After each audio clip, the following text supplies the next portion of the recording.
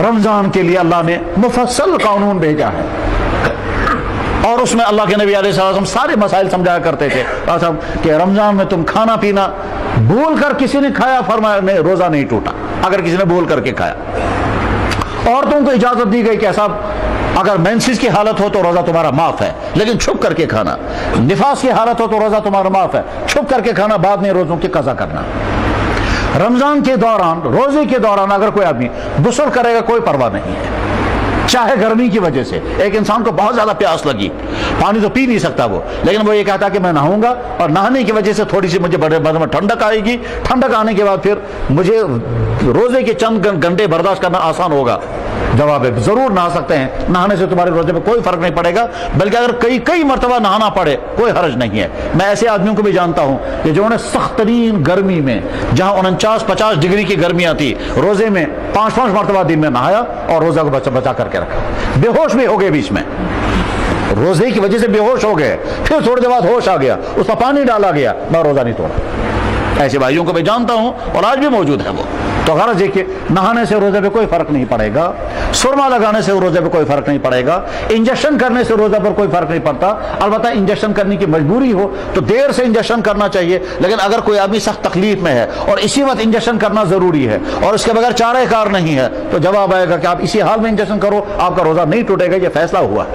وجہ اس کی ہے کہ انجیکشن کا براہ راست اثر معدے پر نہیں پہنچتا، انجیکشن جو ہے وہ سیدھے خون میں چلا جاتا ہے یا مس میں چلا جاتا ہے، براہ راست معدے پر۔ انجیکشن کرنے سے بھوک نہیں مٹتی، انجیکشن کرنے سے پیاس نہیں مٹتی، اس لیے فیصلہ ہوا ہے کہ انجیکشن کرنے سے روزہ نہیں ٹوٹے گا۔ البتہ کوشش یہ کی جانی چاہیے کہ جس انسان کو انجیکشن کرنے کی مجبوری ہو وہ دن میں انتظار کرے، افطار کرنے بعد انجیکشن کرے۔ لیکن اگر بہت زیادہ مجبوری ہے اور نہیں نبھ سکتا ہے اور آپشن اس کے سامنے دو ہی ہیں، یا روزہ چھوڑ دوں گا یا انجیکشن کروں گا، تو جواب ہے کہ روزہ بھی رکھو اور آپ جو انسان اتنا بیمار ہو کہ روزہ رکھ ہی نہیں سکتا، اس انسان کے لیے اسلام نے اجازت دی ہے تم ہر روزے کے بدلے میں ایک صدقہ فطر ادا کر دینا۔ ایک صدقہ فطر مثلا 40 روپے یا 50 روپے کا صدقہ فطر بنتا ہے تو ایک روزے کے بدلے میں صدقہ فطر ادا کرے، اس طرح سے وہ بری ہو جائے۔ رمضان کا مہینہ جب آتا ہے تو اس میں آدمی کو ٹائم ٹیبل بنانا چاہیے کہ صاحب میں رمضان کیسے گزاروں گا۔ سحری بہرحال کھانی ہے، سحری کھانی ہے، سحری کے بعد جب بیدار ہو گئے، خدا نہ خواستہ اگر کسی کو غسل لازم ہو گیا ہو اور ادھر سے سحری کا ٹائم کم ہے، کوئی حرج نہیں ہے، آپ غسل کر لیں، سحری کھانے کا موقع ملے بہت اچھا، نہیں موقع ملے گا بغیر سحری کے روزہ رکھ لیں۔ بغیر سحری کے روزہ رکھنا درست ہے، اللہ کے نبی علیہ السلام نے بے شمار روزے رکھے ہیں بغیر سحری کھائے، ٹھیک۔ اور اگر آپ کے پاس اتنا ٹائم ہو کہ غسل بھی کر سکتے ہو اور سحری بھی کھا سکتے ہو، بہت اچھا، آپ پہلے غسل کر لیں سحری کھا لیں، یا اگر پہلے کچھ کھا لیا اس کے بعد اگر آپ نے غسل کر لیا تو ہو سکتا ہے معدہ ٹھنڈا ہو جائے گا، تکلیف ہو جائے گی، اس لیے کوئی لائٹ غذا کھائیے، اس کے بعد پھر غسل کریں تاکہ آپ اگلی نماز ادا کر سکیں گے۔ اگر کسی شخص کو غسل لازم ہو گیا تھا، اس نے سحری کھا لی، اب وہ غسل نہیں کر رہا ہے کیونکہ ابھی سحری کھائی ہے، معدہ ٹھنڈا ہو جائے گا، بیمار ہونے کا خدشہ ہے، تو نقصان یہ ہوگا کہ فجر کی نماز چھوٹ جائے گی۔ تو اس کو کوشش یہ کرنی ہے کہ میں سحری بھی کھا لوں گا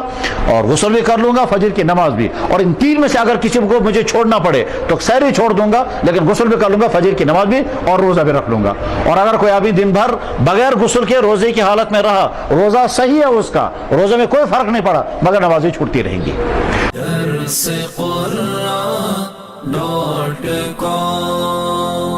www.darsequran.com